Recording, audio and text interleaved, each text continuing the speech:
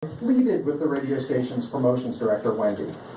Wendy became more amenable to the task at hand when I suggested that we use the adventure as an opportunity to distribute our station magazine, 60 Cycle Hum, in Milwaukee, or at least drop some copies off at the club.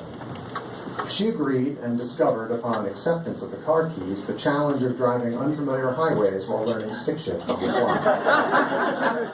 To this day, I have to note the two of them were saints to indulge my teenage pleadings. I have no idea if the car lending led to it or not, but Blake and Wendy are married with a few kids. So quite the happy ending, if not the end of poor Blake's clutch. Somehow, we lurched our way up to Wisconsin, found the club. Remember, this was back in the days of paper maps, handwritten directions, no cell phones or GPS, and learned, thankfully, that we were on the guest list. We were early enough to enter the venue that there wasn't a bouncer out front checking IDs. I saw the band doing their sound check, and I stood back quietly. After a few takes, the rest of the group left the stage, but Scott remained, and I ventured over to him, if I'm not mistaken, nudged by Wendy to do so. "Hey, you made it," he greeted me. "What was the song you wanted to hear?" And then, there it was. Alone, he launched into a gorgeous, rich rendition of Together Now Very Minor as I stood facing him. I absolutely melted right into the floor.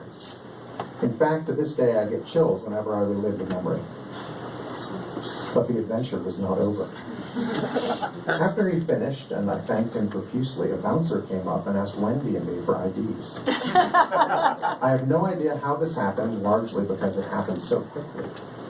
Ever the brilliant problem solver, Scott ushered us clandestinely into his dressing room to hide us in a closet. He lied to the venue staff that there were no underage kids around. And honestly, I never felt that it was in any way creepy. He was just being protective and appreciative of his fans. We were crouching, hiding from a really scary bouncer, and at some point, either Wendy or I, probably her, had the common sense to admit defeat and just skedaddle out of there, so as not to get Scott in trouble for harboring minors so we could see the show. We were able to sneak out a back exit through the dressing room, and eventually find our way to the car to amble back down to Evanston. Thanks a lot.